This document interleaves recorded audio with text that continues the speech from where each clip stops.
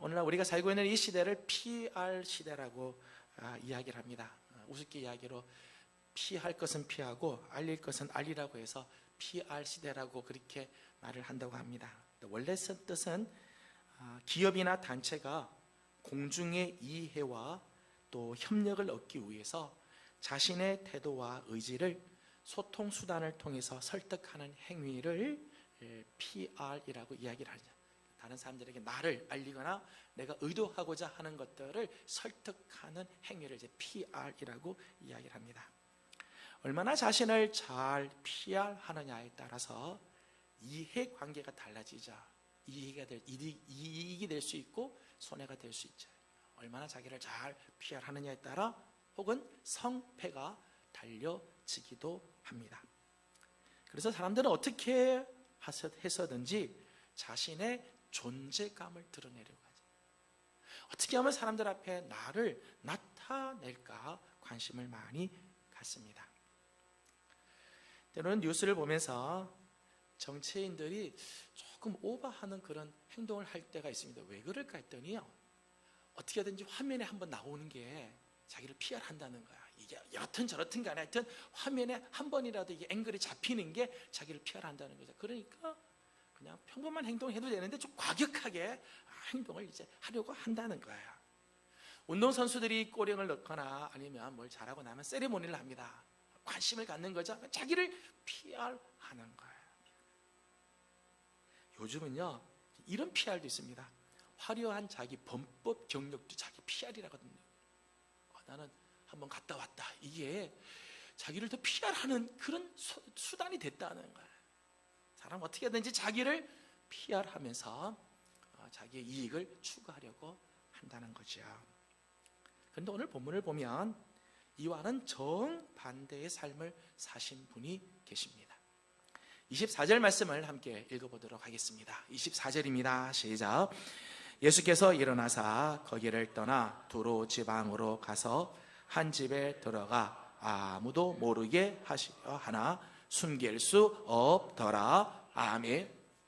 오늘 예수님의 삶을 보면 예수님은 가시는 곳마다 광고하지 않으셨어요. 야, 내가 오늘 여기 왔다. 광고하지 않으셨어요. 예수님은 자기를 PR하지 않으셨습니다. 소문을 내고 다니는 분이 아니셨죠. 오히려 아무도 모르게 다니시고 아무도 모르게 행하려 하셨다는 것입니다. 이사야 42장 2절 말씀을 보면 그는 외치지 아니하며 목소리를 높이지 아니하며 그 소리를 거리에 들리게 하지 아니하며 이 땅에 오셔서 사역하시던 메시아의 모습이에요. 메시아는 자기를 드러내려고 외치지 않았어요. 자기를 PR하려고 목소리를 높이지 않으셨다는 거예요. 실제로 예수님께서는 놀라운 표적을 보이시고 난 후에 사람들에게 자신을 나타내지 말 것을 여러 번 엄히 경고하셨습니다. 마가복음 1장 43절 44절 말씀을 보면 곧 보내시며 엄히 경고하사 이르시되 삼가 아무에게 아무 말도 하지 말고 가서 내 몸을 제사장에게 보이고 내가 깨끗하게 되었으니 모세가 명한 것을 드려 그들에게 입증하라 하셨더라. 예수님께서 한센병 환자를 고쳐주셨습니다. 이 놀라운 일이죠. 한센병 환자를 고치고 나서 그에게 아무에게도 아무 말 하지 마라. 다만 제사장에 가서 내 몸을 보이고 하나님께 예물을 드리도록 해라. 그렇게 했어요. 마태복음 9장 30절 말씀을 보면 그 눈들이 밝아진지라 예수께서 엄히 경고하시되 삼가 아무에게도 알리지 말라 하셨으나 이번에는 시각장애인들이 주님 앞에 왔을 때 주님께서 그 눈을 뜨게 해주시자 그 눈을 치유해 주셨어요. 그들의 눈이 밝아지고 난 다음 역시 예수님께서 저들에게 경고하기를 아무에게도 알리지 마라. 엄히 말씀을 하시지요. 마가복음 7장 36절 오늘 본문 뒤에 나오는 말씀을 보면 예수께서 그들에게 경고하사 아무에게도 이르지 말라 하시되 경고하실수록 그들이 더욱 널리 전파하니. 예수님은 한 번도 당신 자신을 PR하신 적이 없으십니다. 한 번도 자신을 광고에 내신 적이 없으셨지만 점점 그의 소문은 퍼져가게 되었고 사람들은 예수님께로 몰려오기 시작하였다는 것입니다. 마가복음 6장 31절 33절 말씀을 보면 이르시되 너희는 따로 한적한 곳에 가서 잠깐 쉬어라 하시니 이는 오고 가는 사람이 많아 음식 먹을 겨를도 없음이라. 이에 배를 타고 따로 한적한 곳에 갈새 그들이 가는 것을 보고 많은 사람이 그들인 줄 안지라 모든 고을로부터 도보로 그곳에 달려와 그들보다 먼저 갔더라. 심지어는 예수님께서 제자들이 너무 지금 수고하니까 따로 한적한 곳에 가서 쉬도록 했습니다. 야, 우리 배 타고 저기 건너가서 한적한 곳에 가서 좀 쉬자 하고 몰래 간 거죠. 그런데 사람들이 예수님과 예수님의 제자들이 거기에 오신다는 걸 알고 모든 고을로부터 막 모여오기 시작했다는 거예요. 예수님은 자기를 드러낸 적이 없습니다. 예수님은 당신을 광고한 적이 없지만 예수님이 가는 곳마다 사람들은 찾아오는 거예요. 더 이상 예수님의 행보는 숨길 수 없게 되었다는 거죠. 예수님께서 가시는 곳마다 사람들이 그에게 몰려왔습니다. 그 이유가 뭘까요? 예수님은 당신을 PR한 적 없고 광고한 적 없고 떠들지 않았는데 예수님은 정말 아무도 모르게 좀 한적한 곳에 오히려 가려고 해도 숨길 수가 없고 사람들이 예수님께 몰려왔던 이유가 무엇일까요? 세상에는 숨기려고 해도 숨길 수 없는 것이 두 가지가 있다고 합니다. 하나는 재책이고요, 하나는 사랑이라고 합니다. 재채기 해보셨습니다마는 재채기가 나오려고 하는 것을 누가 참을 수 있겠어요? 안에서 막 기침이 나오고 재채기가 막 나오려고 하면 뭐 참을 수가 없죠. 반드시 밖으로 나오게 되어 있어요. 사랑하는 사람의 눈빛은 감출 수가 없습니다. 다 드러나게 되죠. 보면 아, 지금 사랑하고 있구나 이게 느껴지게 되어 있어요. 그런데 세상에 숨길 수 없는 것은 재책이나 사랑만이 아닌 것 같아요. 예수님의 일거수일투족도 숨길 수가 없었습니다. 왜 예수님의 행적이 숨길 수가 없었을까? 왜 예수님의 삶은 감추어질 수가 없었을까? 예수님은 하나님의 아들로서 사람의 몸을 입고 이 땅에 오셨습니다. 겉으로 보기에는 한 목수의 아들이며 나사렛 동네에서 자란 유대 청년이었고 피곤하면 잠을 잘 수밖에 없고 굶으면 배가 고프며 힘들면 지쳐 넘어지는 연약한 존재였습니다. 이사야 53장 2절 말씀을 보면 그는 주 앞에서 자라나기를 연한 순 같고 마른 땅에서 나온 뿌리 같아서 고운 모양도 없고 풍채도 없은즉 우리가 보기에 흠모할 만한 아름다운 것이 없도다. 사람의 몸을 입고 이 땅에 오신 예수님을 겉으로 보면 그에게는 흠모할 만한 아름다운 게 아무것도 없다는 거예요. 고운 모양도 풍채도 없었습니다. 하지만 그의 안에는 세상에서 맛볼 수 없는 영적인 향기와 권세와 영광이 있었습니다. 예수님의 육신의 모습을 보면 정말로 대단한 분 아닌지만 예수님의 안에, 그리스도 안에는 세상에서 맛볼 수 없는 영적인 향기, 권세, 영광이 있었어요. 때문에 예수님의 행적은 숨기려고 해도 숨길 수가 없었던 것입니다.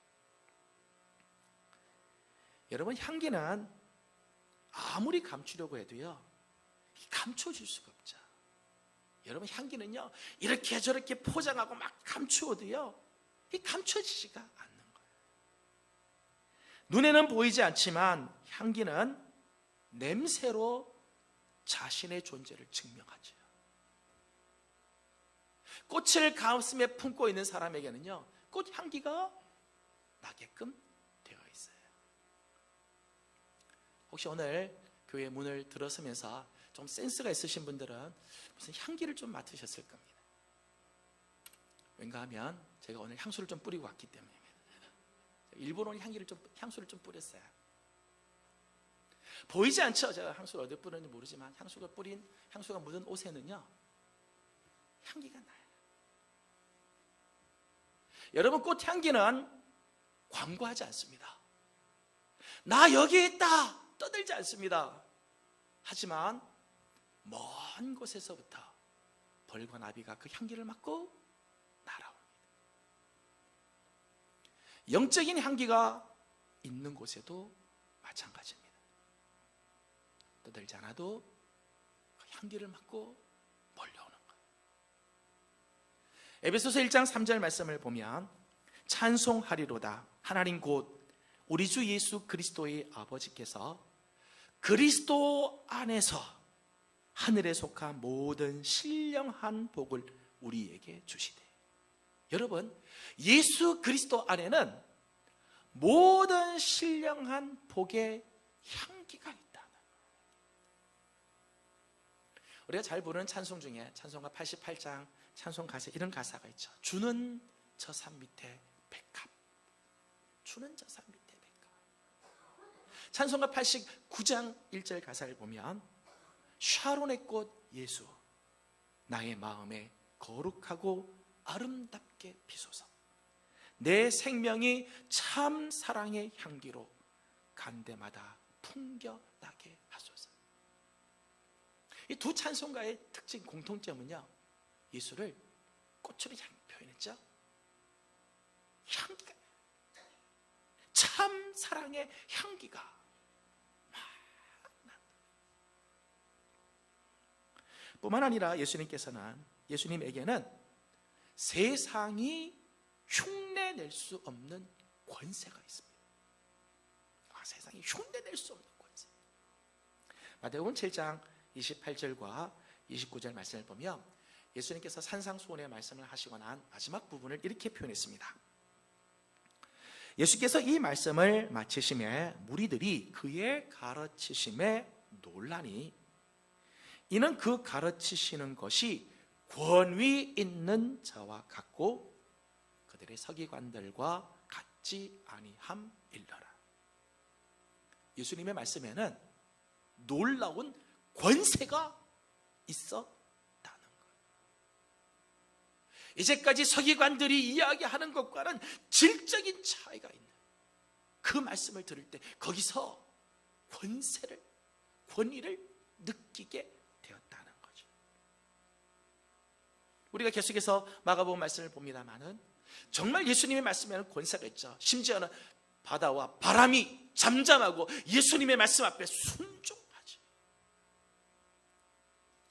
귀신들이 예수님의 말씀 앞에 떨고 복종하게 됩니다. 병자들은 예수님의 말씀 한마디로 치유가 일어나기도 하며 심지어는 죽은 자도 예수님의 말씀 한마디에 살아나는 역사가 있었습니다. 예수님 말씀에는 권세가 있어요. 보이지 않는 말이지만 그 안에 범접할 수 없는, 거역할 수 없는 권세가 그 안에 있었다는 거예요. 고린도전서 1장 24절 말씀을 보면 오직 부르심을 받은 자들에게는 유대인이나 헬라인이나 그리스도는 하나님의 능력이요 하나님의 지혜니라. 예수 그리스도는 하나님의 능력이시고 예수 그리스도는 하나님의 지혜이셨어요. 그에게는 세상이 접할 수 없고 흉내낼 수 없는 권세가 있었던 거죠. 또 예수 그리스도 안에는 영광의 빛이 있습니다. 영광의 빛. 변화산에서 변형되신 예수님의 모습을 복음서 기자들은 이렇게 소개를 했습니다. 마태복음 7장 2절에서 그들 앞에서 변형되사 그 얼굴이 해같이 빛나며 옷이 빛과 같이 휘어졌더라, 그렇게 소개를 했어요. 마가복음 9장 3절에서 그 옷이 광채가 나며 세상에서 빨래하는 자가 그렇게 희게 할 수 없을 만큼 매우 휘어졌더라. 누가복음 9장 29절에서 기도하실 때에 용모가 변화되고 그 옷이 휘어져 광채가 났더라. 예수님에게는요 이 영광의 빛이 있었다는 거예요. 이 영광의 빛이 막 밖으로 막 흘러나오신 거죠. 이 영광의 빛은 아무리 감추려고 해도 감출 수가 없고 숨기려고 해도 숨길 수가 없었습니다. 예수 그리스도 안에는 영적인 향기와 권세와 영광이 있었기 때문에 예수님께서 아무리 숨기려고 하셔도 가는 곳마다 사람들이 사방에서 몰려왔던 것입니다. 마가복음 6장 54절과 55절에서는 이렇게 말씀합니다. 다 같이 한번 읽어보도록 하겠습니다. 시작. 배에서 내리니 사람들이 곧 예수신 줄 알고 그 온 지방으로 달려 돌아다니며 예수께서 어디 계시다는 말을 듣는 대로 병든 자는 채로 메고 나아오니. 아멘. 예수님께서 어디를 가시든지 예수님 안에는 그 영광의 영적인 향기와 권세와 영광이 있었기 때문에 사람들이 막 몰릴 수밖에 없는 거죠. 뿐만 아니라 예수님께 나와 예수님을 만난 사람들마다 하나님의 은혜의 손길을 경험하게 돼요. 예수님의 그 향기, 예수님의 권세, 예수님의 영광을 보고 사람들이 몰려왔을 때 예수님을 만난 사람들마다 다 하나님의 은혜의 손길을 경험했다는 거예요. 치유가 일어나고 회복해 되어지고 용서받고 구원 얻는 역사들이 일어나게 되죠. 예수님을 만나러 온 사람 중에 단 한 사람도 낙심하고 돌아간 사람 없었습니다. 문제를 해결받지 못하고 실망하여 돌아간 사람이 한 사람도 없었죠. 오늘 본문에 나오는 수로보니의 여인, 세상에서는 해결할 수 없는 문제를 가지고 있지만 예수님 앞에 나올 때 그의 문제가 해결되게 되었습니다. 예수님께 나온 사람은 누구나 하나님의 나라를 맛보았습니다. 왜냐하면 예수님에게 있는 영적인 향기나 권세나 영광은 그저 이름뿐인 모양이 아니라 그 안에 능력이 있었기 때문이죠. 예수님의 향기의 능력이, 예수님의 권세의 능력이, 예수님의 영광의 능력이 있었기 때문입니다. 사랑하는 여러분, 세상 앞에선 우리 그리스도인들은 어떤 존재일까요? 저와 여러분은 이 세상에서 어떤 존재입니까? 우리 그리스도인들은 어떤 모습으로 세상을 살아야 할까요? 한마디로 말한다면 우리 그리스도인들은 숨길 수 없는 존재입니다. 저와 여러분은요, 숨길 수 없는 존재예요. 우리는 세상에서 숨어 사는 자들이 아니라 세상에 노출되고 드러난 모습으로 살아야 하는 사람들입니다. 왜냐하면 우리는 그렇게 부르심을 받았기 때문입니다. 저와 여러분 그렇게 부르심을 받았어요. 마태복음 5장 13절 말씀 보면 너희는 세상의 소금이니 소금이 만일 그 맛을 잃으며 무엇으로 짜게 하리요? 후에는 아무 쓸데없어 다만 밖에 버려져 사람에게 밟힐 뿐이라. 여러분, 음식 안에 들어간 소금은 눈에 보이지 않아도요, 거기 소금이 있다는 사실을 누구나 다 압니다. 그 음식을 먹어본 사람은 다 알아요. 소금이 팻말 붙이고 나 여기에 들어갔습니다 안 써놔도요, 음식 먹어본 사람은요, 여기 소금 들어간 거 다 압니다. 왜냐하면 소금은 자신의 존재를 맛으로 증명하고 있기 때문이죠. 때문에 소금은 자신을 숨길 수가 없습니다. 소금은 들어간 곳마다 숨겨지지 않아요. 감추어질 수가 없습니다. 마태복음 5장 14절 15절 말씀을 보면 예수님 이렇게 말씀을 하십니다. 다 같이 한번 읽어보겠습니다. 시작.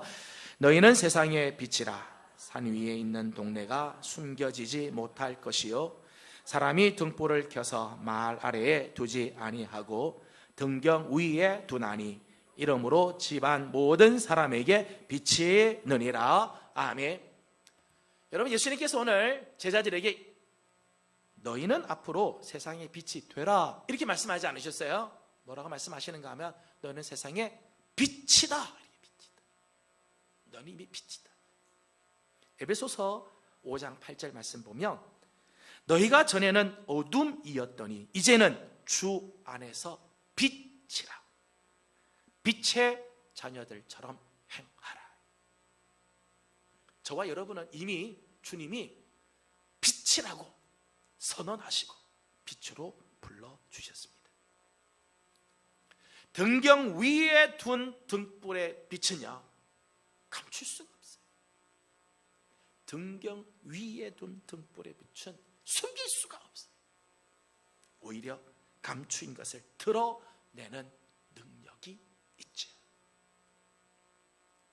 고린도후서 2장 15절과 16절 말씀을 보면 우리는 구원받은 자들에게나 망하는 자들에게나 하나님 앞에서 그리스도의 향기니 이 사람에게는 사망으로부터 사망에 이르는 냄새요 저 사람에게는 생명으로부터 생명에 이르는 냄새라.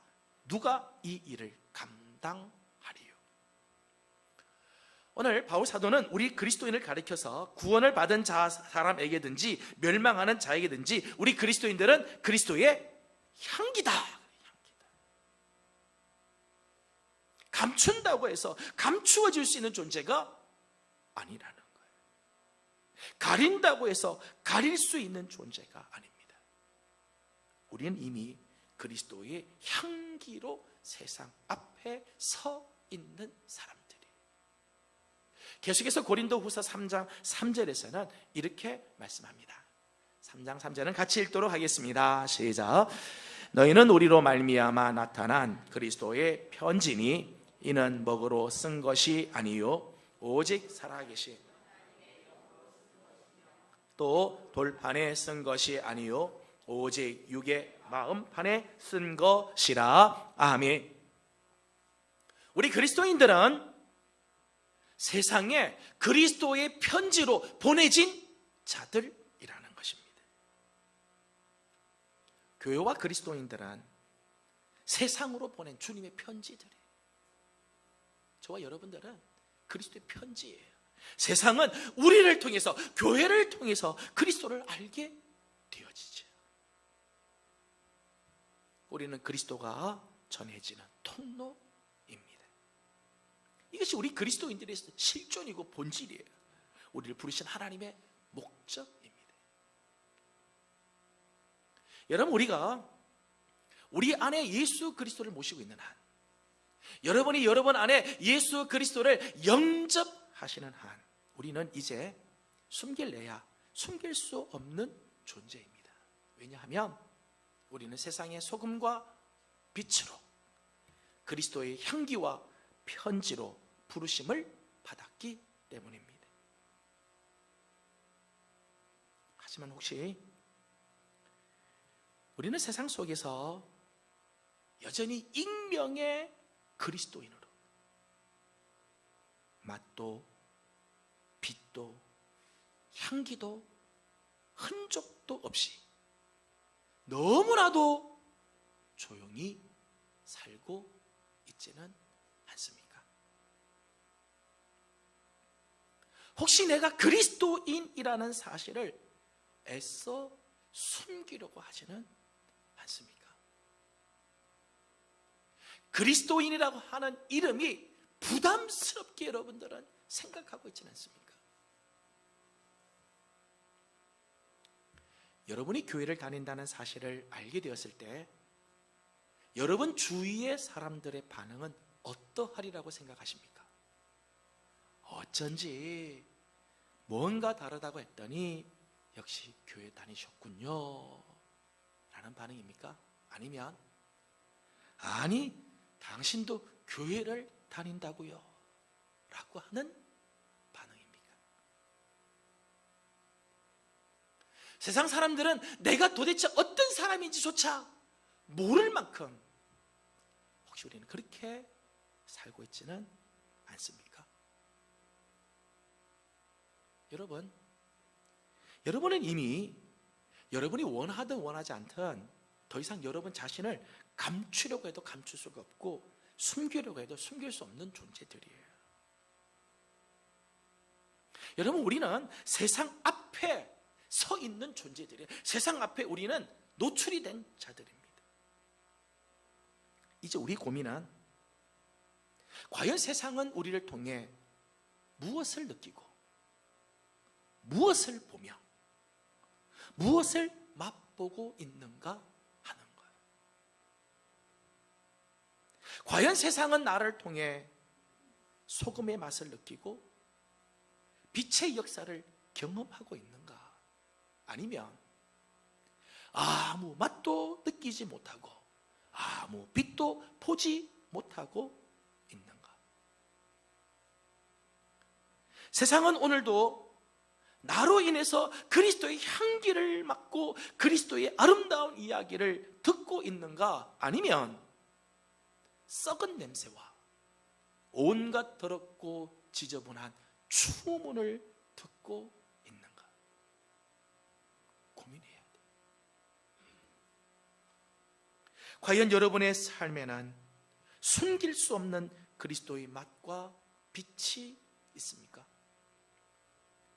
과연 여러분에게서는 감출 수 없는 그리스도의 향기와 흔적이 남아 있습니까? 여러분은 과연 여러분의 가족과 친지와 동료와 이웃에게 어떤 존재로 보여지고 있습니까? 굳이 말하지 않아도 여러분의 삶에는 그리스도의 향기와 그리스도인다운 멋과 맛이 우러나고 있습니까? 말씀을 맺습니다. 남아프리카 공화국의 대통령이었던 만델라에게는 이런 일화가 있습니다. 만델라가 어느 장소든지 어느 장소에 왔다 가면 거기에 이 만델라가 왔다는 사실을 알지 못하는 사람도 거기서 오면 여기 만델라가 왔다 간 모양이네 라고 말한다는, 참 이상하죠. 만델라가 어떤 장소든지 왔다가 가면 전혀 모르는 사람도야 딱 가면 이 만델라 대통령이 왔다 간 것 같다 그렇게 이야기를 한다는 거예요. 그가 머물러 있던 자리에는 사람들이 알 수 있는 그만의 강한 느낌이 있었다는 거지. 저는 목사로서 내가 지나간 자리에는 어떤 향기가 남아있을까? 내가 머물고 지나간 자리에는 어떤 흔적이 남아있을까? 생각해보면 부끄러울 때가 참 너무 많은 것 같아요. 목사인 내가 지나간 뒤의 자리에 사람들은 과연 목사의 향기를 맡았을까? 내가 머물고 지나간 자리에 나는 과연 목사의 흔적을 남겨두었을까? 과연 사람들은 나에게서 어떤 맛을 느끼고 어떤 빛을 보았을까? 내가 아무 말 하지 않아도 과연 사람들은 나에게서 그리스도의 향기와 그리스도의 빛을 느낄 수 있었을까? 정말 이렇게 살 수만 있다면 후회 없는 인생을 살았다고 말할 수 있을 거라 생각합니다. 내가 굳이 말하지 않아도 내가 지나간 자리에는 왠지 그리스도의 향기가 묻어있는 것 같고 목사의 흔적이 남아있을 정도로 내가 살 수만 있다면 나는 정말 후회 없는 인생을 살았노라 말할 수 있을 거다. 저는 저와 우리 사랑하는 예명의 모든 성도들에게도 숨길 수 없는 그리스도의 맛과 멋과 향기와 흔적이 느껴질 수 있기를 축복합니다. 그리고 이번 사순절을 지나면서 우리에게 이런 아름답고도 복된 영광이 있기를 주님의 이름으로 소망합니다. 기도하겠습니다. 귀하신 우리 아버지 하나님,